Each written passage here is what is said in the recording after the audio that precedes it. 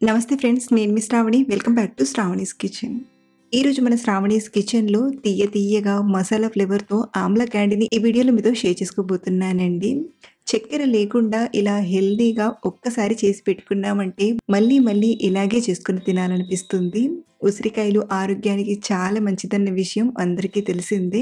So, ఈ సీజన్‌లో వచ్చే ఉసిరికాయలతో ఇలా ఒక్కసారి చేసి పెట్టుకున్నామంటే సంవత్సరం పాటు హ్యాపీగా తినేయొచ్చు. ఈ ఆమ్లా క్యాండీ టేస్ట్ అయితే చాలా బావుంటాయి. ఒక్కటి అలా బుగ్గన వేసుకున్నామంటే నోటికి రుచిగా, కమ్మగా తినేయొచ్చు. మరి ఎంతో టేస్టీగా సంవత్సరం పాటు నిల్వ ఉండే ఈ మసాలా ఆమ్లా క్యాండీని ఎలా చేయాలో ఇప్పుడు చూద్దాం రండి.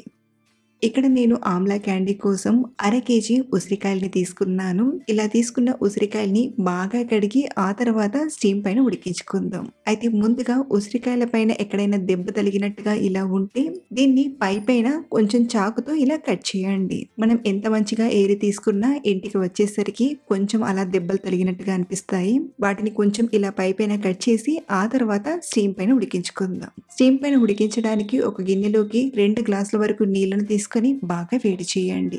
ఇలా వేడేటప్పుడు స్టీమింగ్ ప్లేట్‌ని గానీ లేదా ఇలా స్టీమింగ్ బౌల్‌ని గానీ పెట్టి మనం తీసుకున్న ఉసిరికాయలన్నిటిని తీసుకొని ఒక 15 నిమిషాలు మూత పెట్టి మీడియం మంట పైన ఉడికించండి. ఒక 15 నిమిషాలు మీడియం మంట పైన ఉడికించామంటే ఆమ్లాలు సాఫ్ట్‌గా ఉడికిపోతాయి. అదే మీరు హై ఫ్లేమ్‌లో ఉడికిస్తున్నట్లయితే ఒక 10 నిమిషాలు ఉడికిస్తే సరిపోతుంది. 15 నిమిషాల తర్వాత మూత తీసి మనం ఒక ఆమ్లాను తీసుకొని చూసామంటే చూడండి, ఉసిరికాయ సాఫ్ట్‌గా ఉడికిపోయింది. ఇప్పుడు వీటిని ఒక బౌల్‌లోకి తీసుకుందాం. ఇవి ఇప్పుడు కొంచెం వేడిగా ఉన్నాయి కాబట్టి కొంచెం చల్లారేంత వరకు ఒక 5-10 నిమిషాలు పక్కన పెట్టండి. కాస్త చల్లారిన తర్వాత వీటిని స్లోగా ఇలా తీసుకొని నొక్కామంటే ఇవి విడివిడిగా ఇలా పాయల్లా వస్తాయి. ఇలా మనం ఒక్కొక్కటిగా పాయలుగా తీసుకుంటూ ఏదైనా గిన్నెలోకి తీసుకోండి. అలాగే ఇలా తీసుకునేటప్పుడు ప్లాస్టిక్ లేదా గ్లాస్ బౌల్‌లోకి తీసుకోండి. సో, ఇలా అన్నిటిని విడివిడిగా చేసి తీసుకున్నాక ఇప్పుడు ఇందులోకి 1 కప్పు బెల్లం తురుమును తీసుకోండి. వెయిట్ వైస్ ఒక 200 గ్రామ్స్ వరకు బెల్లం తురుమును తీసుకుంటే సరిపోతుంది. ఇందులోనే 1 టీ స్పూన్ చాట్ మసాలా పొడిని, 1 టీ స్పూన్ బ్లాక్ సాల్ట్‌ని తీసుకోండి.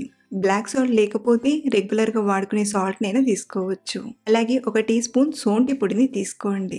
అందరి దగ్గర సోంటి పొడి అనేది అవైలబుల్‌లో ఉండదు. అలాంటి వారు అల్లం కొంచెం దంచి రసాన్ని 1-2 టీ స్పూన్ల వరకు తీసుకున్నా సరిపోతుంది. అలాగే 1 టీ స్పూన్ మిరియాల పొడిని, 1 టీ స్పూన్ ఆమ్చూర్ పొడిని తీసుకొని బాగా కలపండి.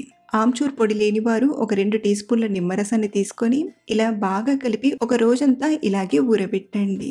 దీంతో మనకు ఉసిరికాయ ముక్కలకు తీపి, మసాలా ఫ్లేవర్స్ అనేవి బాగా పడతాయి.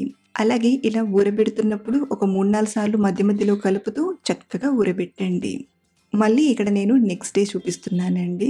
చూడండి, ఉసిరికాయ ముక్కలు చక్కగా ఊరి ముక్కల రంగు కూడా మారింది.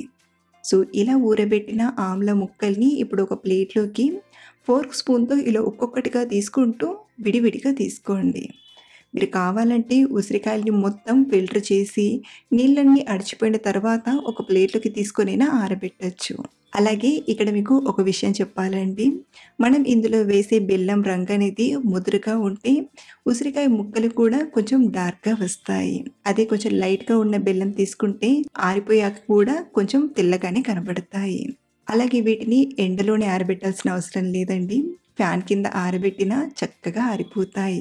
ఇలా మనం ఉసిరికాయ ముక్కలు అన్నిటినీ ప్లేట్‌లోకి కొంచెం విడివిడిగా ఇలా అన్నీ తీసుకున్నాక ఒక 2-3 రోజులు బాగా ఆరబెట్టండి. ఎండ అవైలబుల్‌లో ఉన్నవాళ్ళు ఎండలో అయినా ఎండబెట్టొచ్చు. ఎండలో పెట్టామంటే ఒక్క రోజులోనే కంప్లీట్‌గా ఎండిపోతాయి. అదే మనం ఫ్యాన్ కింద ఆరబెడుతున్నట్లయితే 2 లేదా 3 రోజులు టైం పడుతుంది. ఇక్కడ నేను మళ్ళీ 2 రోజుల తర్వాత చూపిస్తున్నాను. చూడండి, ఉసిరికాయ ముక్కలు చక్కగా ఆరిపోయాయి.